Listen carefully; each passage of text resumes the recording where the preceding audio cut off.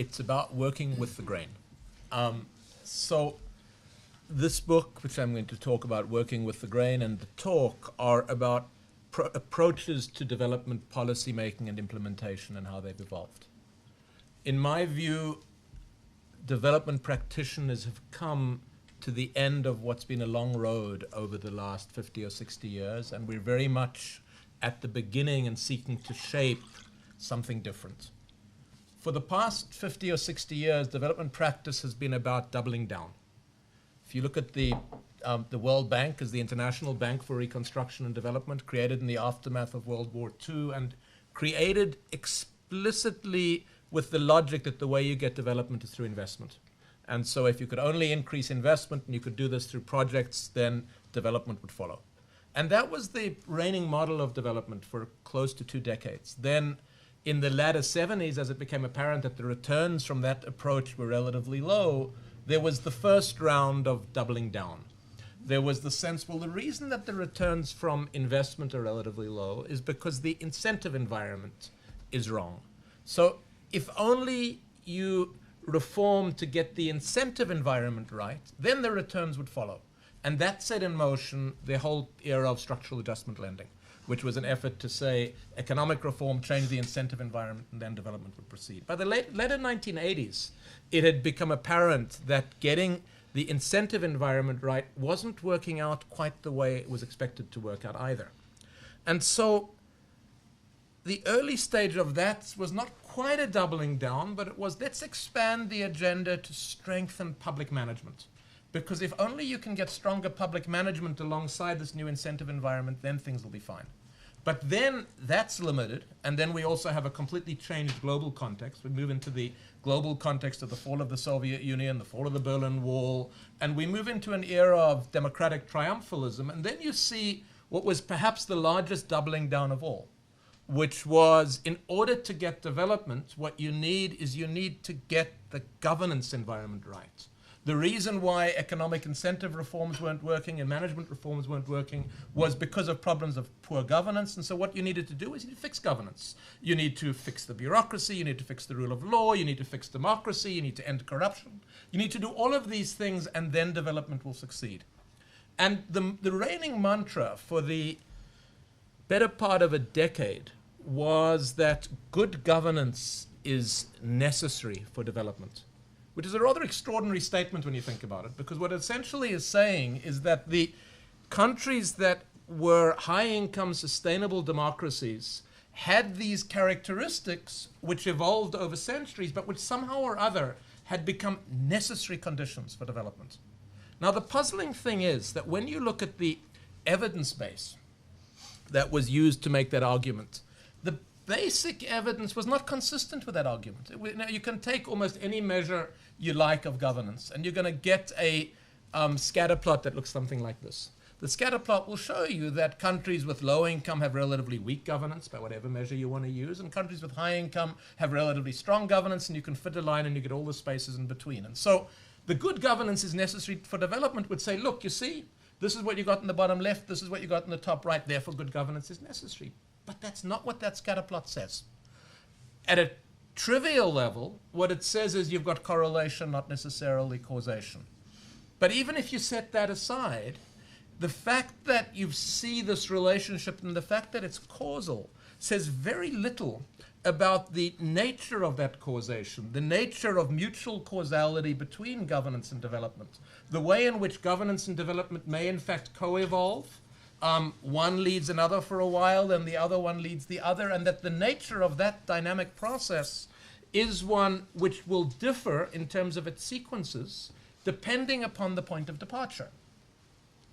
Now, what I've just said, all of that is consistent with this frame, but somehow this frame had turned into good governance is necessary for development. So what I've tried to do in working with the grain is to lay out a way of thinking about development. It's a way of thinking which emerges both from work that I've been involved with analytically and conceptually over the last 3 decades, and also for practice, which tries to take this notion that the development challenge is one of how do you get from here to there, but then tries to go beyond. I mean, in some sense, the if at one end you've got this notion of good governance and best practices necessary for development, at the other end of that spectrum, what you have is every setting is unique. And because every setting is unique, we have to always begin, as Bill Easterly put it, as searchers groping in the dark. And so what I tried to do, not as a template and as an alternative cookie-cutter framework, but as a point of departure for thinking, was to suggest a framework for thinking about different entry points, different configurations of incentives and constraint, and what that might mean in terms of the development strategies. And so what we're going to do in this talk is I'm going to take you through two parts of that story with another bit in the middle in between. So the first one is I'm going to introduce you to the frame and sort of illustrate for you with a few examples what that frame says about different pathways and the different kinds of challenges that might arise in those pathways. And then I'm going to address what I've increasingly come to think of as perhaps the most challenging development issue that we confront in this period going forward. And by the we in this case, I mean especially for those of us who are committed both to inclusive development and poverty reduction on the one hand, and are also committed to open and democratic societies on the other. And the question that I'm going to raise in an extended way in the last part of this is, how does that pathway actually work? In fact, it raises some really hard challenges. Can we actually get there from here? But we'll get to that. Let me begin first by laying out the framework that the book uses. So this is the core analytic frame. The bookends of this picture are countries in conflict, which I'm not going to speak to. And if you like, Denmark, as in I think it's Frank Fukuyama in his work talks about, you know, good governance are the characteristics of Denmark. The development challenge is getting to Denmark. So that's the conflict and the sustainable democracy. I'm not necessarily going to argue that all societies can and should go to sustainable democracy, but it's a useful set of benchmarks for us. The part of the frame that I want to spend the time on are actually the four cells in the middle.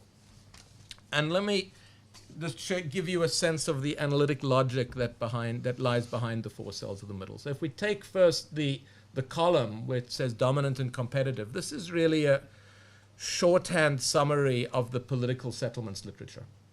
Now, one natural synonym that one might want to use for dominant versus competitive is authoritarian and democratic, but I'd urge you not to do that, because there's an analytic logic that is operating here which I think is more interesting than that, and which is what these terms are intended to capture and which the political settlement logic literature captures. And that's the notion that there's one class. Now obviously both this variable and the other variable I will speak to are variables which are continua. They're not discrete, but think of them, this is an ideal type-like frame, think of them for now as two discrete points in this continuum. So the dominant settlement is the settlement where contestation has been resolved decisively in favor of one set of actors, whom one can think of that set of actors, if you like, as the principal in a set of nested principal-agent relations, if that logic works for you. And that's the dominant setting. The competitive setting is a setting where you have multiple factions, more or less equal in power, who've agreed, for reasons that we'll come back to, that it's in their shared interest to set aside violent conflict as a means of figuring out who gets to govern, and to instead have an election as the basis for deciding. But beyond that, they may have agreed on very little. So in a sense, it's a world, if you like, of multiple principles with, and I'll come back to this, one narrow set of rules around which there's agreement. So that's the vertical axis. The horizontal axis, and by the way, the vertical axis builds on the work of Mushtaq Khan and others around political settlements. The horizontal axis builds on recent work of Douglas North and others. Now, Douglas North, as I'm sure many of you know, his definition of institutions. Institutions are the rules of the game, rules, monitoring, and enforcement mechanisms. Now, rules of the game can be formal or informal, or in the language that he uses with his co-authors, Wallace and Weingast and others, they can be personalized or impersonal.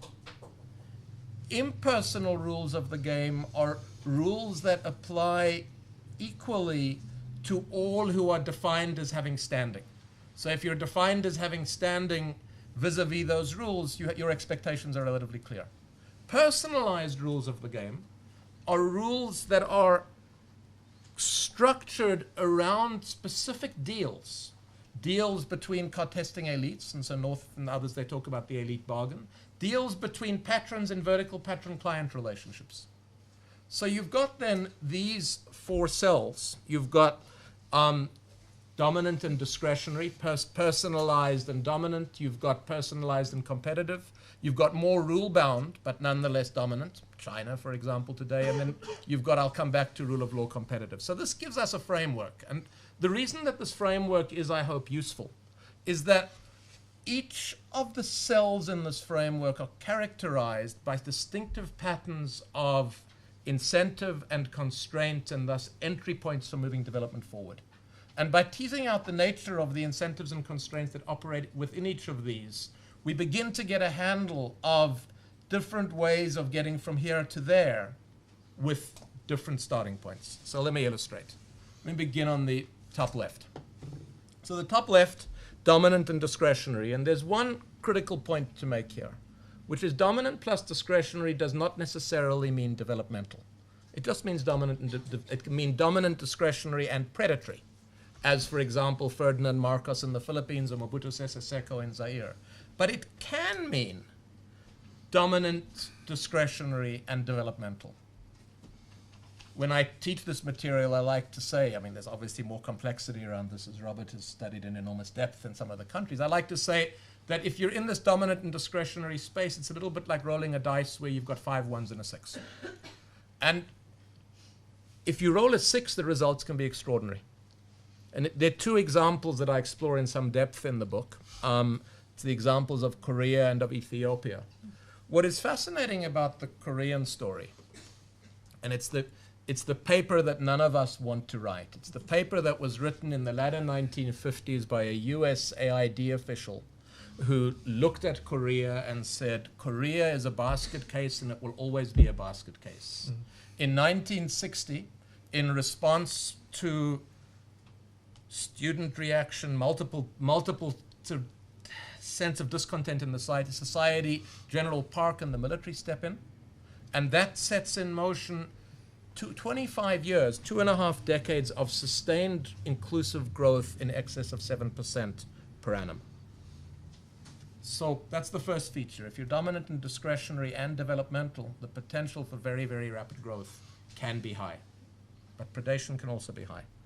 So now my second element about this, which is, so one of the things that I've done in the course of communicating around this book is I've been asking people the question, setting aside some of the countries of Eastern Europe, what have been the most successful democratizers of the last 60 years? And I ask that cold, and the answer that I often get is Korea. Korea as the example of a country which has had repeated democratic alternation, high income, a member in good standing of the OECD. Now, the Korean story of how it democratized is, in fact, a poster child of the classic modernization story. Because one of the consequences of broad-based growth of 7% per annum for 25 years is a social and economic transformation of the society. So that 25 years in the mid to late 1980s, you have in Korea a critical mass of private firms who, it's only at the early stages of this, but who are beginning to seek to win more space from the kind of relationship they'd had with government. They're more interested in a more rule-bound system. You have a critical mass of a middle class and civil society that are tired. They've had enough of their military regime. They come out in the streets, and Korea, in 1987, through a process that continues into 2000, is a democratizer. So we have then the first of the 3 pathways that I want to underscore. The version, if you like, it's classic modernization, building a middle class, and then it leads towards sustainable democracy. We have a second pattern. The second pattern, which I'm only going to speak to briefly, is it's a pattern in which I'm particularly engaged right now because of the teaching I'm doing in South Africa. It's the pattern of countries that have moved towards middle income, that have built a platform of credible impersonal rules of the game, and against that backdrop have democratized, but nonetheless have a set of deep-seated, unresolved issues, social and economic tensions surrounding legitimacy. And so we've witnessed what happened in Thailand. In Thailand, the process of democratization empowered a variety of actors, not least of which was the rural population, to which the elites actually changed their mind. They'd originally said, yeah, we think we'd like to democratize, but actually the implications of democratization in that setting were sufficiently stark in terms of what led to inclusion that it led to reversal. In the case of South Africa, it remains uncertain. One of the chapters of the book and subsequent work that I'm doing looks at the evolving patterns of inequality in South Africa and the interaction between these evolving patterns of inequality and the patterns of governance. And the story that emerges is a relatively troubling one. It's one in which, in fact, inequality rises between 1994, when South Africa democratizes, and 2000. And then it declines after 2000, but it declines only slowly. And the depth of inequality, which I like to say to Brazilian colleagues, makes Brazil feel like Scandinavia. The depth of inequality in South Africa is putting increasing pressure on institutions. So the second pathway, it's not strictly accurate to use the title of the talk, which is a pathway of success, but it's a pathway of trying to address complex challenges by using inclusive political mechanisms without necessarily resolving those complex challenges first. And it's a pathway whose outcome is profoundly uncertain. Then we come to the third of these, and it's the one that I want to spend most time on. And it's the example of personalized competition, the bottom left cell. So let's think a bit about the characteristics of institutions in that bottom left cell. So by definition, this is a setting where you have only small disparities in power between contending factions. The factions, there are few formal rules that govern their relationship beyond the agreement to have an election. And as we've seen in Afghanistan, even that process can be quite uncertain and messy in terms of how it plays out. Time horizons, if you're in power, are relatively short. The basis for stability in those environments, and there's this phrase which sounds kind of nice and anodyne and somewhat technical, the discretionary conferral and withdrawal of favor as the basis for stability. What does that actually mean? Well, what that means is who gets the jobs? Who gets the procurement contracts? Who gets access to natural resources? On whom do discretionary monopolies get conferred? So what's being said there is that the basis for stability in these environments are political deals around the allocation of rents, which many would say is corruption. I'll describe it neutrally right now as the political deals around the allocation of rents. So if that's what it, now the good news is that notwithstanding this set of rules of the game, which are profoundly different from what we think of as good governance, even though these are open and competitive settings, and worth noting that there are perhaps the third wave of democratization of the 1980s and 1990s took about 50 or 60 countries from the top left frame of quadrant of this frame into that bottom left cell. And this is what it looks like. So notwithstanding that, it can provide a good enough platform for dynamism. And the poster child of this, the example that is really interesting, is Bangladesh. Bangladesh is a country which has done pretty well in terms of its development performance over the last 2 decades. Its gains vis-a-vis the Millennium Development Goals have been substantial. You see the data there on mortality of children under 5 from about 250 per 1,000 in 1970 to 50 per 1,000 in 2009. Moved towards universal primary education, and strikingly universal primary education for girls too. Growth rates of 6% per annum, and growth that was very employment generating, especially through the garment sector. So that's very impressive. Bangladesh also is the top of another league table. Bangladesh was rated by Transparency International in 2001 and again in 2005 as the world's most corrupt country. And if you look at the data for the contemporary period, it still is rated in the bottom quintile.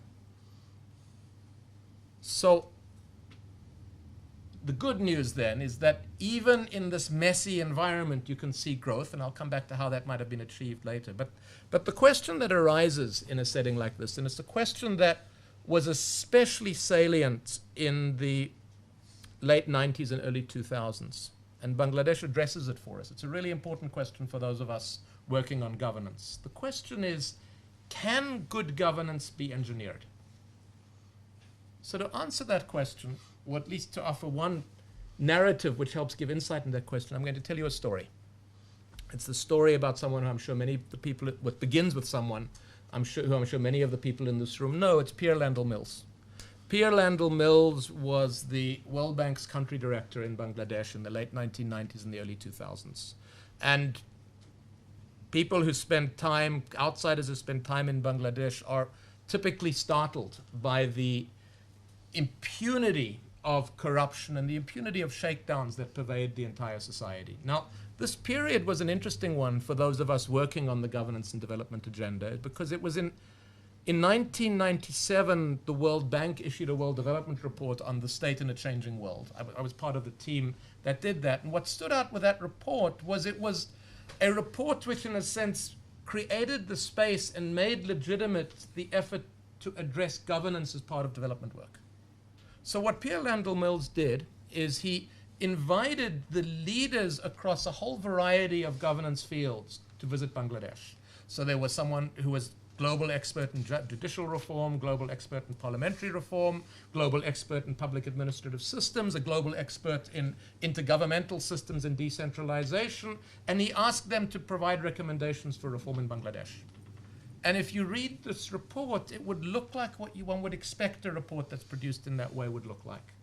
It has some very rich description and diagnosis of how all of these governance dynamics work in Bangladesh, and it also has very detailed recommendations. And the recommendations all have the same character. This is where you are, this is what good governance should look like, fix it. And so you get a report, and the report, by the way, is issued, it goes into the public domain, it's issued in Dhaka, it's called Taming Leviathan. And what happens to this report is what you'd think would happen with a report like this. It comes out in 2002, is that it sits on the shelves, except that in 2005, 2006, in Bangladesh's rather chaotic electoral process, there's another election which happens which begins to go off the rails. And the military step in. And when the military step in, the military confront a choice.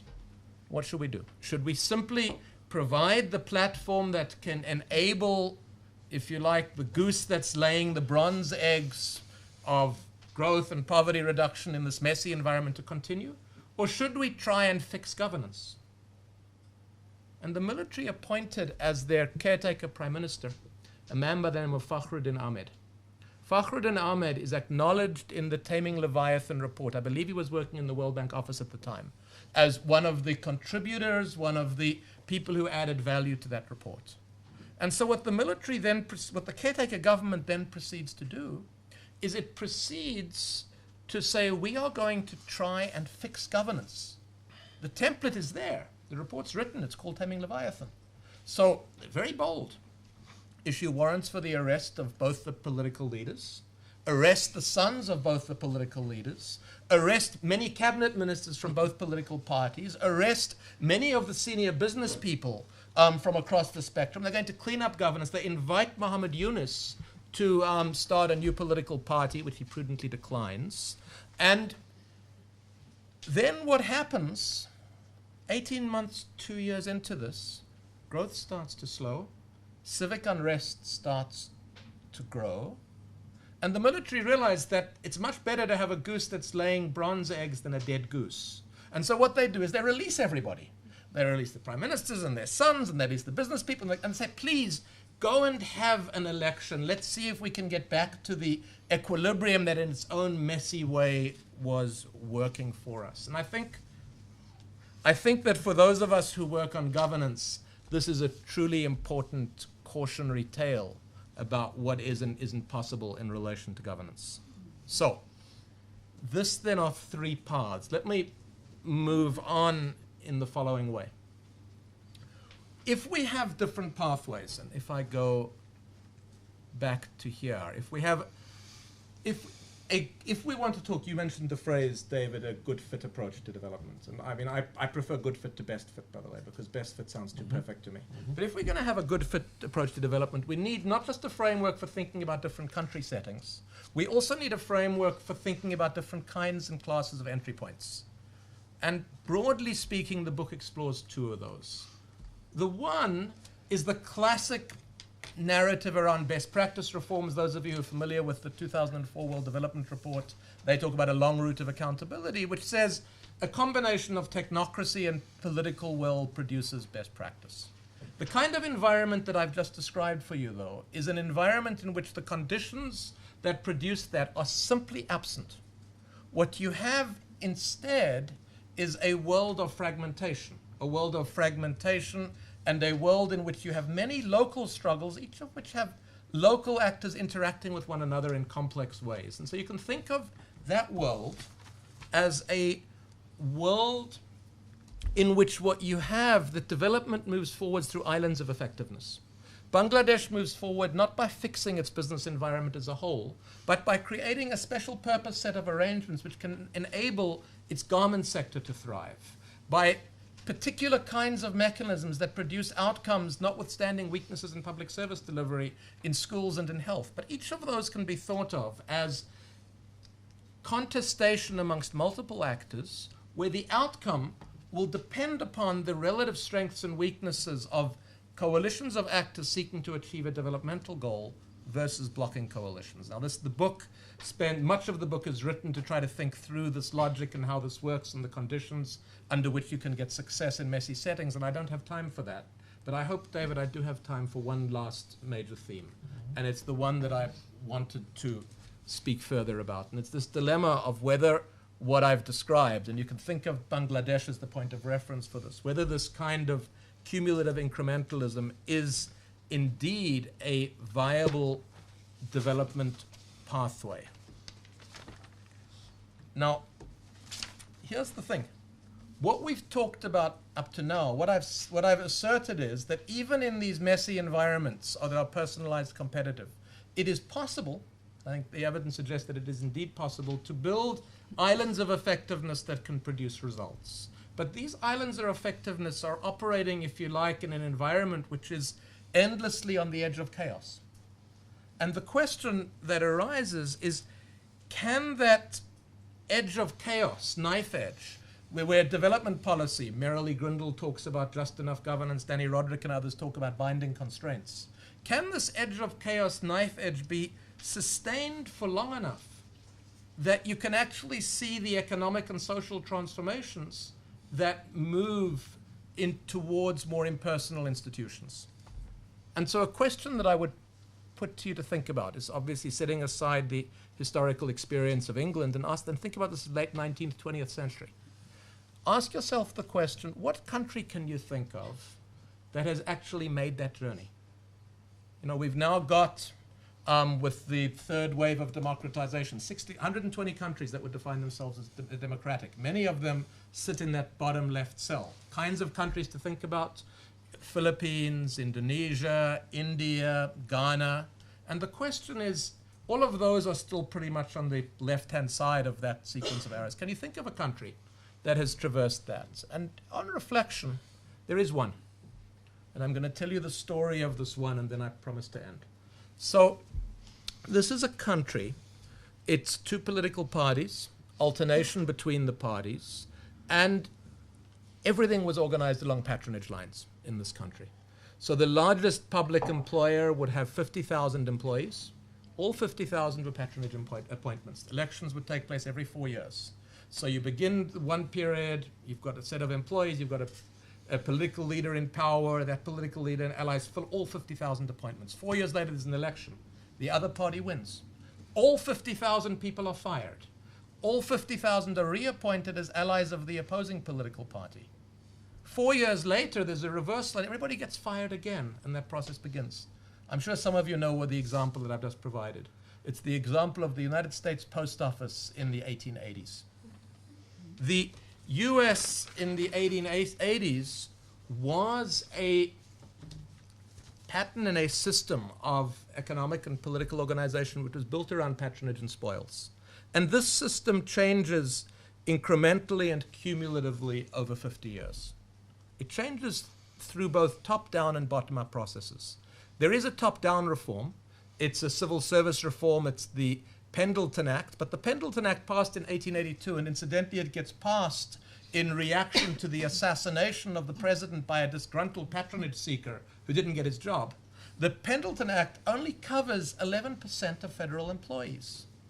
It takes another 50 years for that to move from 11% to about 70 or 80%. But it's incremental and it's cumulative. And meanwhile, what drives this process forward, and if there's time in discussion, I'd like to spend more time around this, are acts of what I describe here as public entrepreneurship. What do I mean by public entrepreneurship? These are circumstances in which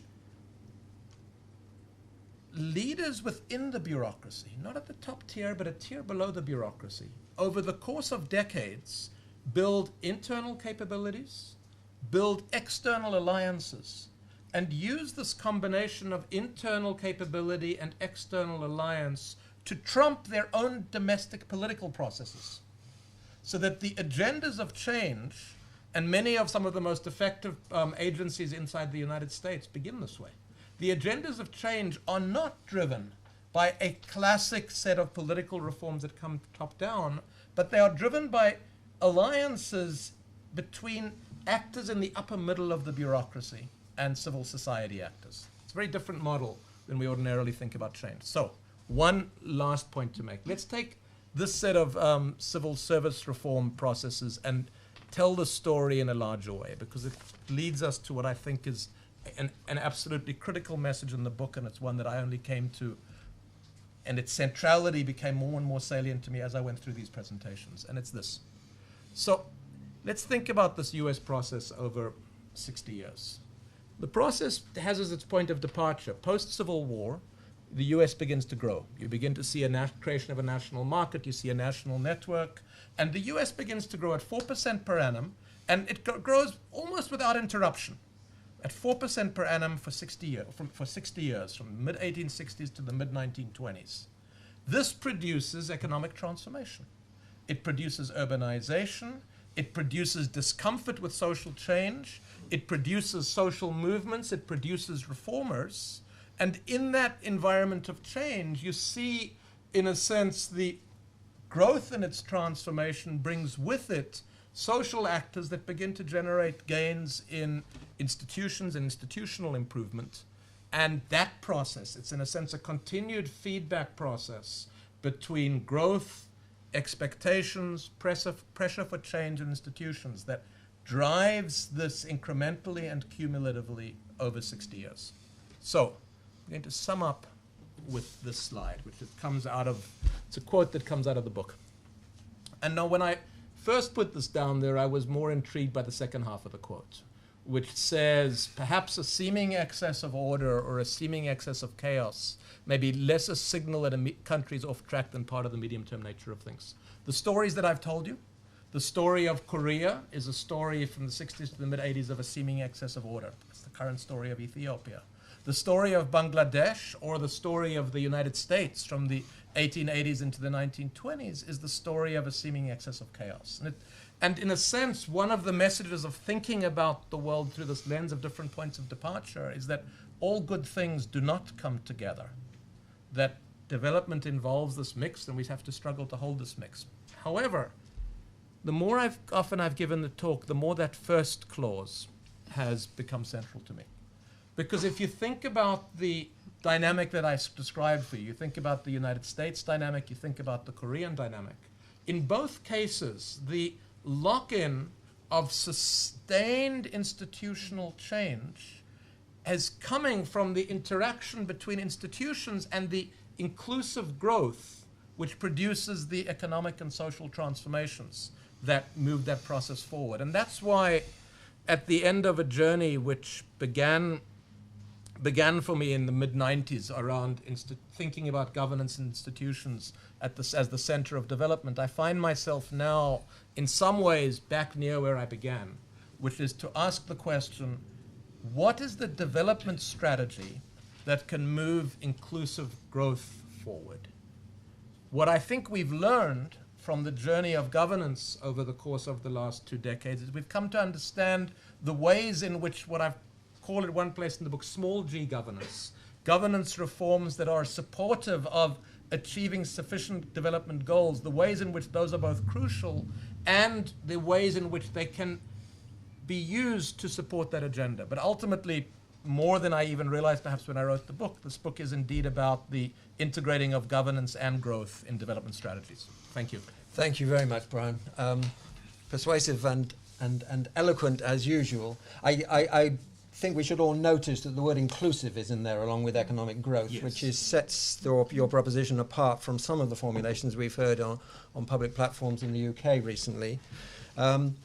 The reason the meeting has been headed, I think, why nations succeed is that there is a central message here that in history countries have succeeded in development in a number of different ways, and some of those that, like the United States, which we see as sort of models of a simple avenue towards progress in which good things always go together, are actually not what they appear to be at first sight.